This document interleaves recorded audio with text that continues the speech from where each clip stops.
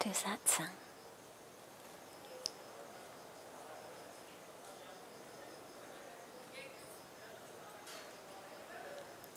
I love the fragrance in the night this time of year. It's so beautiful, the flowers. We're used to getting fragrance in the daytime, but it's rare to get such beautiful fragrance in the night as well.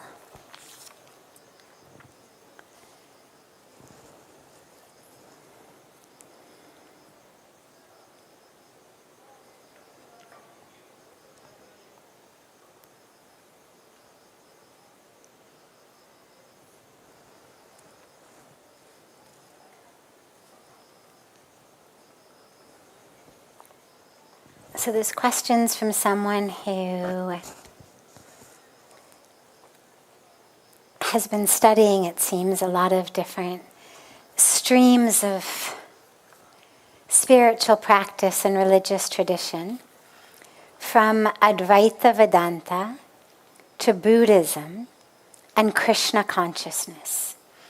Is the ultimate reality with form or formlessness? And what is the destination of our soul?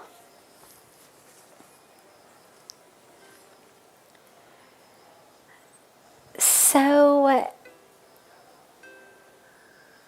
you only have to live in India or study Indian spiritual lineages and traditions for a short while before you find that there seem to be two really distinct camps. There's a camp that we call Advaita Vedanta, a lineage, a teaching, that says God is formless, there's nothing but God, any form is illusion. And then you've got your bhakti traditions, like Krishna consciousness, but not only that, the whole tradition of bhakti is rooted in this idea that we worship God, we love God. People in the bhakti tradition will very frequently have not only deities of the divine in their home where they'll do puja, but many of them will even carry a small image of the divine with them wherever they go. Feed the image of divine, feeding God, putting God to sleep. I mean, all really just this incredible love for the divine in form. And then, of course, you have the Buddhist tradition, which is a tradition about awakening the self. Now, within the two Hindu traditions, we'll start with just those two, what you could call the non-dualists, as in there are no two, it's all one. The path of Advaita Vedanta, the path frequently of what we would call Jnana Yoga. And then you have the path of what you could call the dualists or the bhakts, the devotees. Now,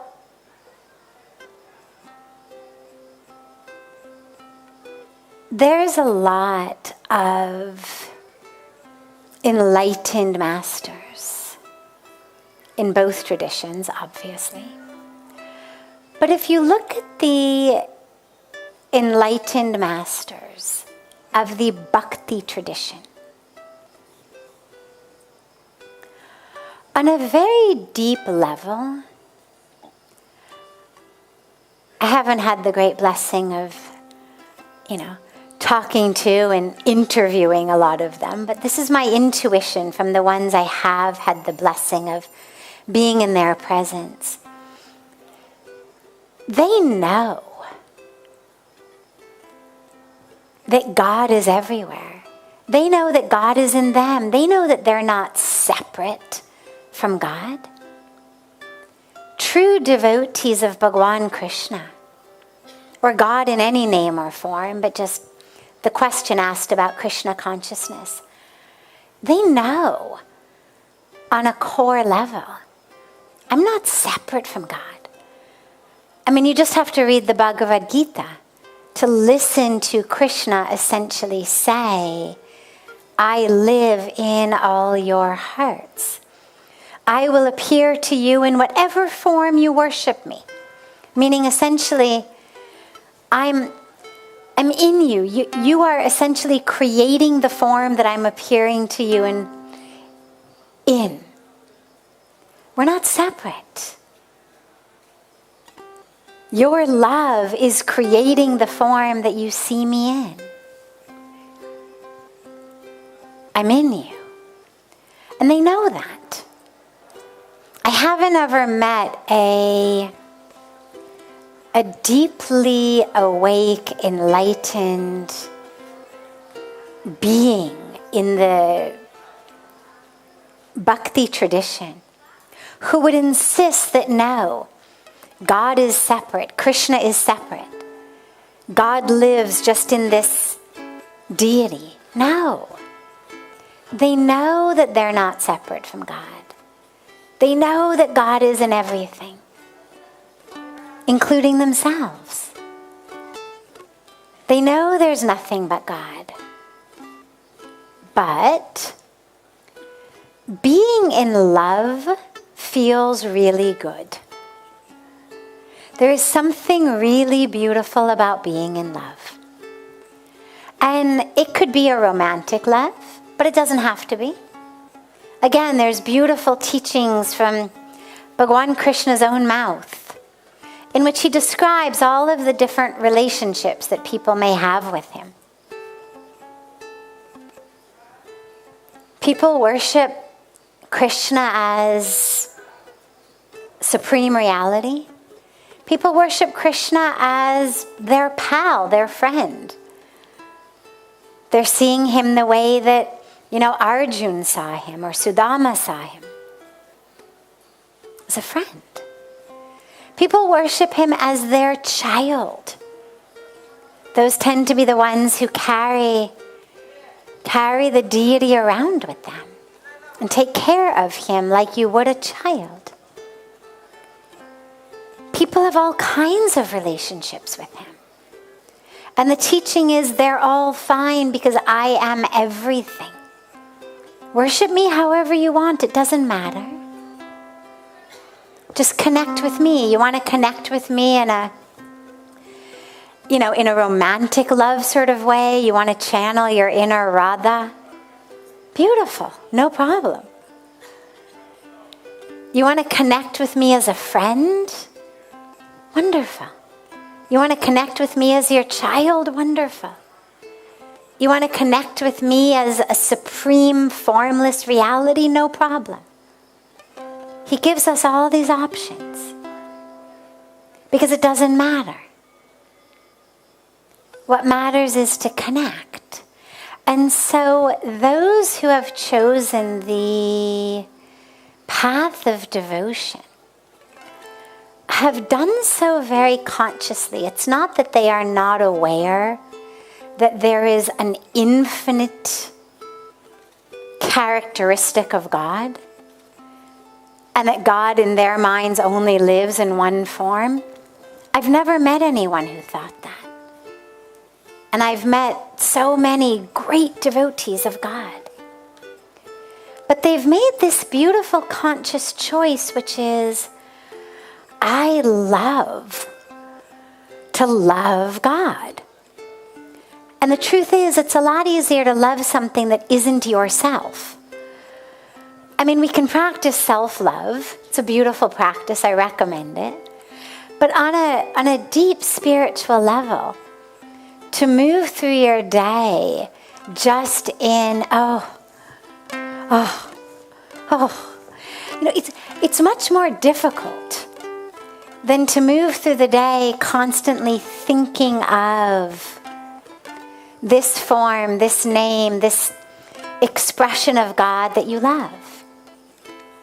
And so people choose a path of devotion because being in love feels really good.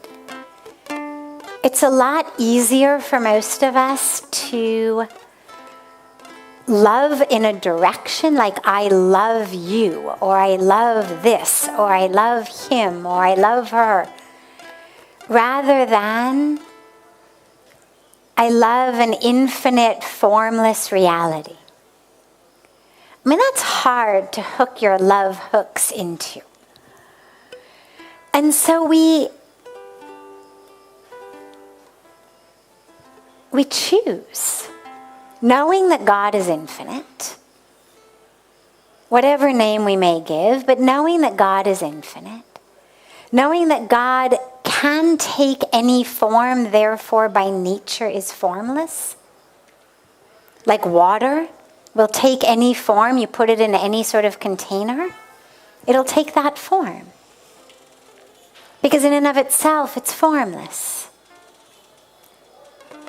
But we choose to love a particular aspect or image or manifestation of God because it feels really good. And it's such an easy way to connect. And if for you the path of connecting to a nameless, formless, infinite reality works, beautiful. Go there. Nobody's going to force you to love God in form. Both of them. Both are true. Because in being infinite, God can take any form. And again, Bhagavan Krishna tells us in the Gita, I incarnate on earth when darkness is winning out over light, when unrighteousness, adharma, is winning out over dharma. I incarnate in form. So God has told us I take form as and when needed.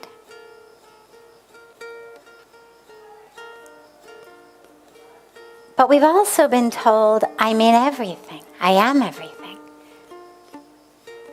And our scriptures, the Vedas, the Upanishads, give us so many mantras and teachings about the pervasiveness of the divine. One of my favorite is the teaching that says, Isha vasyamidam sarvam, yat kincha jagatyam jagat. And it means everything in the universe is pervaded by the divine. There is nothing not pervaded by the divine. It means you want to worship God in the form of Bhagavan Krishna or Bhagavan Ram or Shankar Bhagavan or Jesus Christ or the Buddha or however, no problem. Or in the form of the tree in your backyard, or in your form of your grandmother, no problem. Because everything is divine.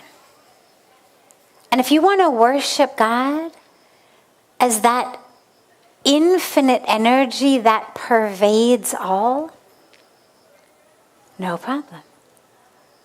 So it's up to us.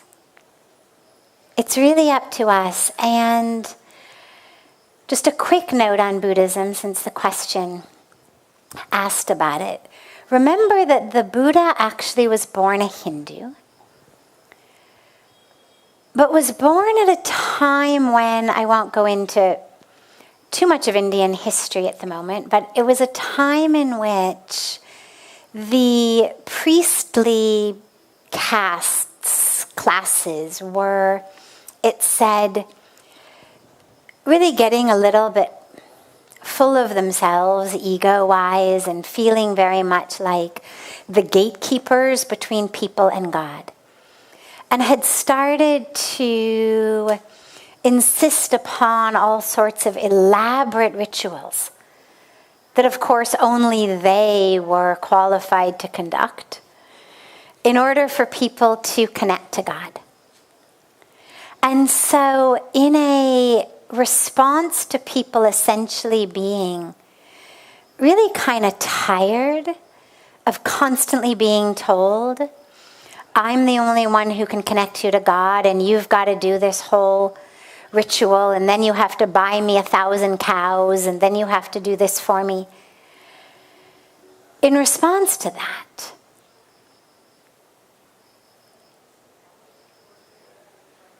a beautiful young prince, Gautam Siddharth, went out into the jungles, into the forest. He sat beneath the tree and he meditated. It's a long story. I'm not going to go into all of it, but eventually he ended up under the tree. And he basically said to the universe, I'm going to sit here until I get enlightened. Or I'm going to die trying. But I'm not going to budge till it happens. And it happened. And so he went back with a message that is very beautiful, and that, of course, is deeply, deeply applicable even today, but it helps to understand the context in which it arose, which was, you don't need these guys. You don't need to do all of these ceremonies. Inside each of you is the ability to wake up. You can do what I did and wake up. And so he was neither, you could say, an Advaita Vedantist nor a dualist. He was the one teaching the path that just said, just meditate. Just go within. Understand the self. Detach yourself from that which is not real, that which is not self. So that was the teachings of the Buddha. And of course, remember that ultimately all of these paths, the three we've talked about and all of the other options out there, if practiced really sincerely and deeply, with a love for God, whatever name we use, even if we just say a love for truth, or a love for the awakening self, are going to take us to the same place. They're not like different freeways with different destinations. They're like different freeways with the same destination. So just whatever works, whatever touches you, whatever makes you feel like, yeah. Use that. You'll get there.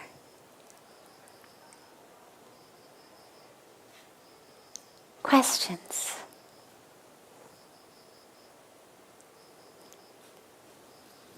Yes. Sandeep, yeah, he's coming.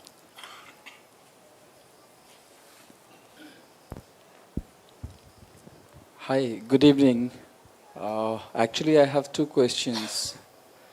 The first one is, what is the entire purpose of our life? What is the aim we are running for? Why we are spending this our life? The second purpose, and generally in India, we as a son or a daughter, we are very much attached to our parents. If we loses our parent, one of them, the how to overcome with those losses and how to focus upon what we are going to achieve in our life.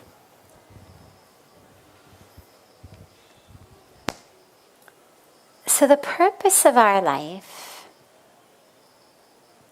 is to find that truth. Whether you say God realization, whether you say self-realization, whether you say enlightenment, whether you say awakening, whether you say moksha or liberation, that's the goal, is to ultimately find that freedom which comes in the realization of God, of the self. It's a freedom from illusion. And that's why it's interesting, because all of the practices, we were just talking about Buddhism, whether you look at Buddhist practices, you look at Hindu practices, you look at Hindu practices from any of the different lineages, they're all practices that enable us to free ourselves of the false self, of that which is not true self. So for example, we do a yagna ceremony. In the yagna we offer that which is not self into the fire. The fire is a purifier. We offer that ignorance, those roles, those masks, that ego, those emotions, those expectations, those grudges, all of that that keeps us from realizing and living in that capital S self, we offer it to the fire with this prayer to be free of it. It's not the self that needs to be purified by the fire. It's the ignorance. So we offer that to the fire. Our puja rituals, in which we are offering the 5 elements. In any puja, we offer the 5 elements. We offer water. We offer earth, typically either in the form of flowers, rice, both. We offer fire. We offer air and ether with incense and with waving, usually with a fan type of thing or an arti. Those 5 elements get offered to remind us that everything is made of these 5 elements, as are we. We are not separate from that which we are offering to God. And therefore, through these elements, we are offering our very self to God. We're essentially offering the creation back to the Creator as a way of reminding ourselves we're just these same 5 elements. Offering it back, offering it back, offering it back. All of what we do is an effort to reconnect with the divine, with that truth. We were talking the other night about parikrama, walking in the circle around the temple or around the image of the divine. And again, just another way of reminding us, keep God in the center. Keep that truth in the center. Keep the divine in the center of your life.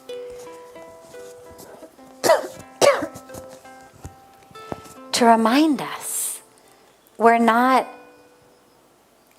these separate object beings. We're divine.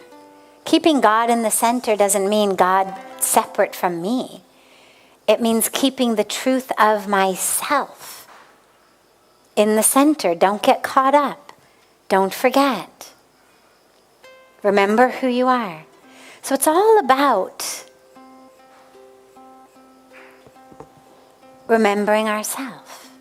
So that's the point of our life, is to remember. whatever word we use, that's what it's about, is to realize the self, to find freedom from the ignorance, the games of the mind. Whenever I talk about moksha, I always share that it's not freedom from the body. A lot of times people think, well, you get moksha when you die. But that would imply that the body were the problem. Body's not a problem. Body's a gift. The body's a blessing. It's a miracle. The mind is the problem.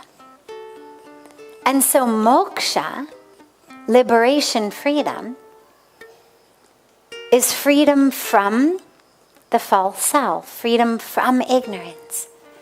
So that's the purpose of our life, is to find freedom from ignorance, false self, stuckness, so that we can actually realize the truth of who we are, whatever that means to us in our tradition.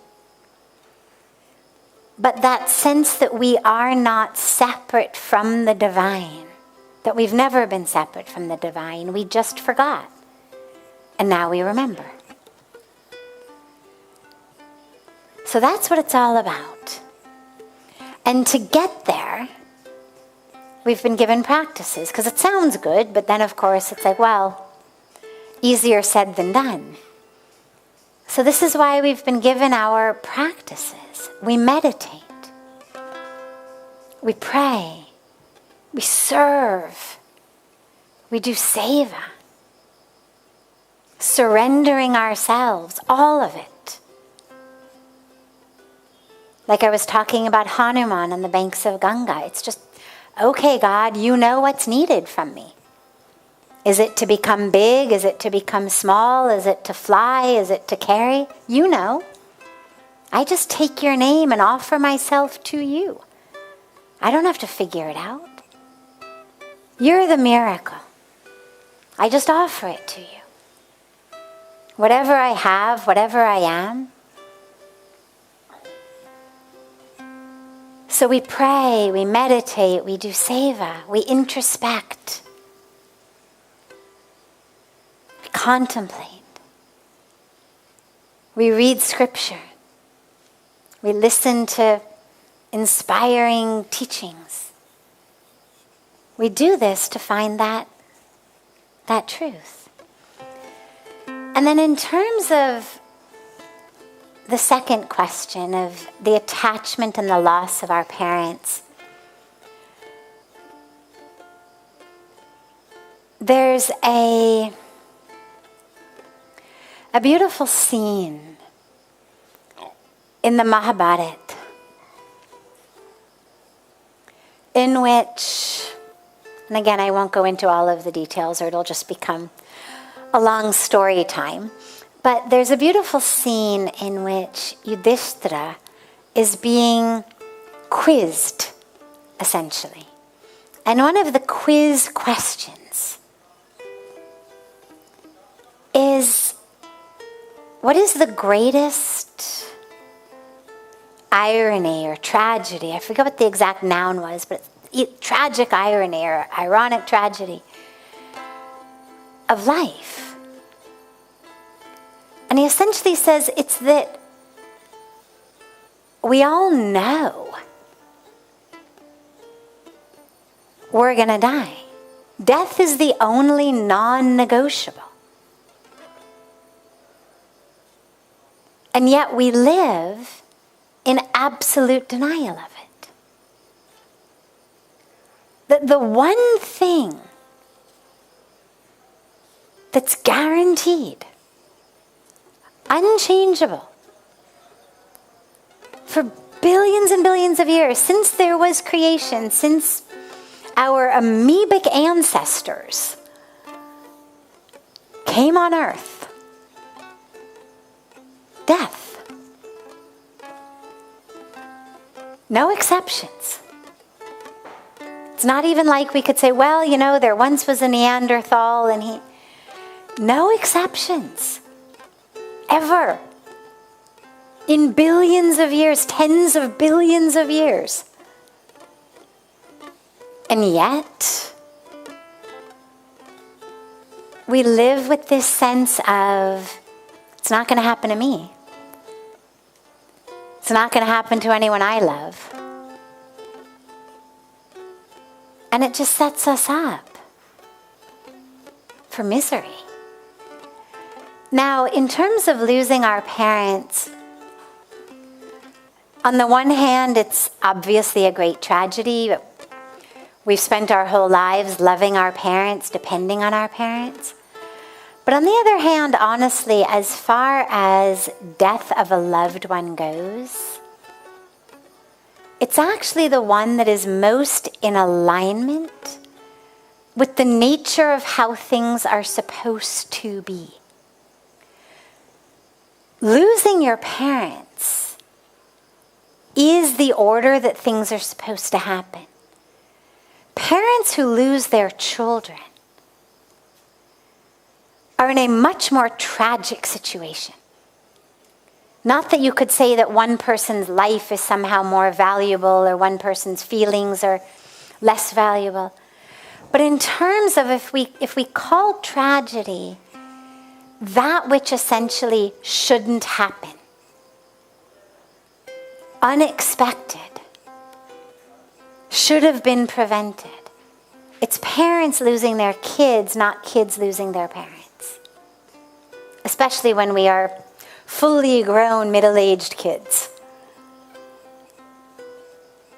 Young kids losing their parents is different. But you're a fully grown adult. It's going to happen. It's going to happen to all of us. And the truth is, we actually should pray that it happens, because if it doesn't happen, then what it means is our parents are going to lose us. If we don't lose them first, they lose us first. Those are the only two ways it can go. And what that means is, unless you're hoping that they go through a tragedy that no one should have to go through, we have to be prepared that we're going to go through that. And it doesn't mean we love them any less. Yes, Indian families are beautiful and tight-knit and wonderful, but I'm not sure that you could say that Indians are more attached to their parents than people in other parts of the world. I think kind of wherever you go, people are pretty attached to their parents. And that's beautiful. We should love our parents. We should care for them. We should want the best for them. We should serve them. Do whatever we can. But with the awareness that in the natural order of things, they will die before we die.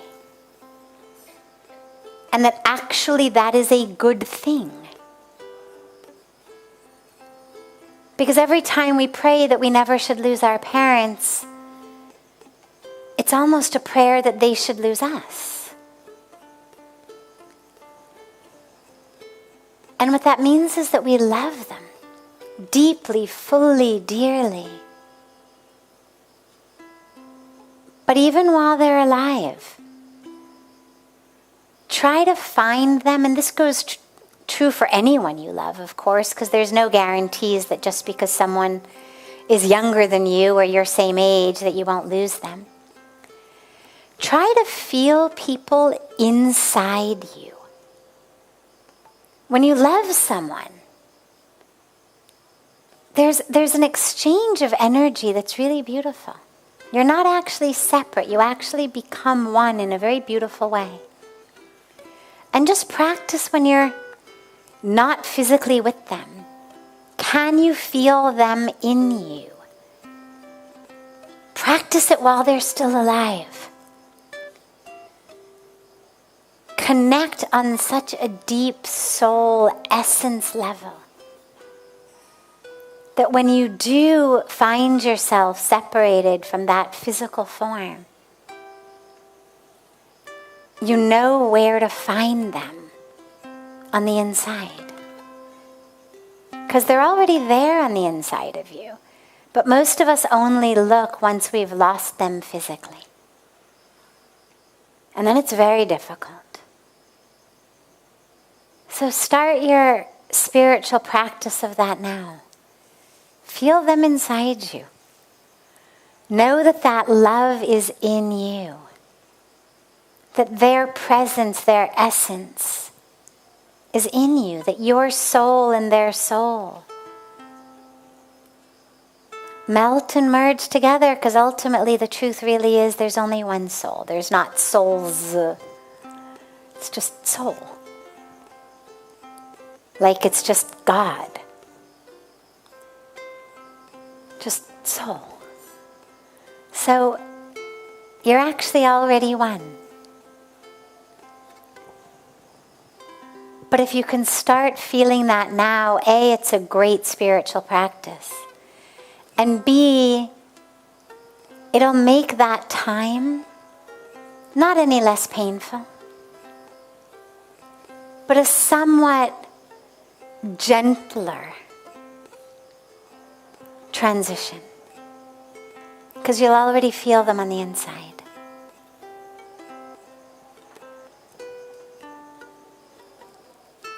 Other questions? Yes.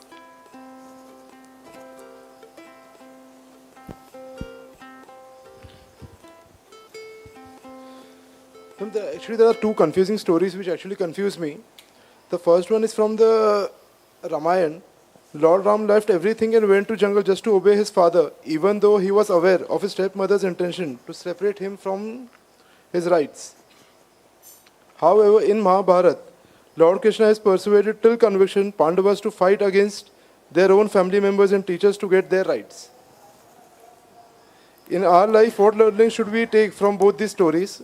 And till what extent, if we are into such fights, till what extent we should fight for it? Beautiful.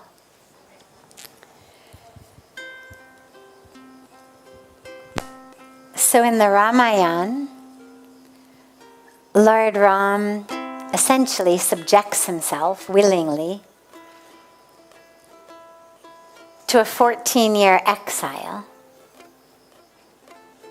to uphold his father's promise, vow to one of his wives. And in the Mahabharata, Lord Krishna's essentially telling the Pandavas to fight their own family. So which model do we follow, he's asking. Well, truth is not a cookie-cutter approach. I mean, if I say to you, is taking a knife and stabbing it into someone's chest good or bad? What are you going to say? What if I'm a surgeon? What if I'm a heart surgeon? You've had a heart attack. You show up on my operating table. Yeah, it's good, right? So, you can't cookie cutter the truth. It's all about context. It's all about the need of the hour. It's all about intention. Now, without going into very long stories, let's just leave it with this. In the Ramayana, King Dashrath, Bhagwan Ram's father, was a man of dharma. He was a good man, a righteous man, an honest man. At one point, earlier in his life, a mishap had happened, mistakenly, unknowingly, accidentally, due to the karmic threads of which he was destined from that time, from before Bhagwan Ram was even born. He was destined to die from a broken heart at at the loss of his son, which he did, when against his own heart, against his wishes, against his will, he had no choice but to send his son into the jungle due to the fulfillment of this other vow promise that he had made to another wife. And he did actually die of a broken heart. On the other hand, the Kauravas, Duryodhana and family, were the exact antithesis of Dharma. They were cunning and wicked, greedy. They had done every single thing possible to deprive their own brothers of their rights. They had even tried to kill their own brothers. They had used every tool, every trick of trickery, of manipulation, of lies, of cheating, in order to deprive their brothers of their rights and their life. And remember that before Bhagwan Krishna agreed to this war, he personally had gone to them. He had personally done everything he could do to prevent this war. But sometimes when we are mired in ego, we become blind. I remember Pujya Swamiji telling me years and years and years ago, and I didn't understand it much at the time, but I've seen it since then,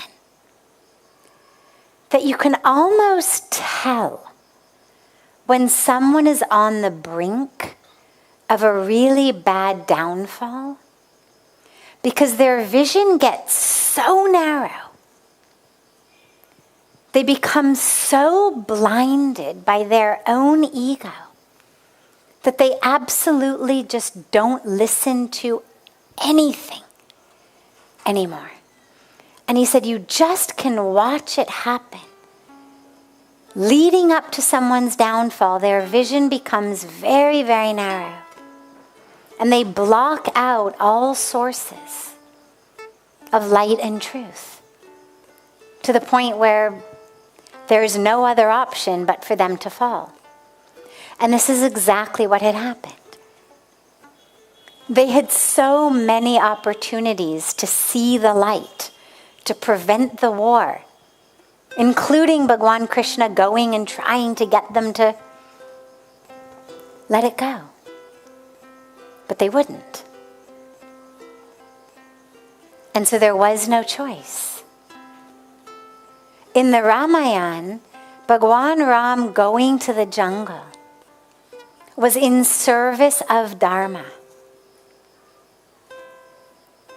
In the Mahabharata, fighting them was in the service of Dharma.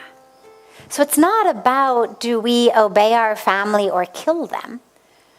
That's not really the question. The question is, how do we anchor ourselves in Dharma so that we know, as we move, where we move, what we listen to, that we are abiding by one thing and one thing only, which is righteousness, truth, Dharma.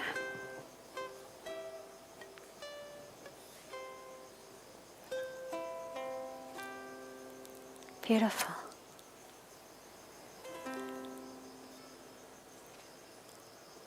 Have a beautiful rest of your evening, everyone. A beautiful morning and day to our family joining us from all over the world. And so much love to you all. I look so forward to seeing you all again tomorrow.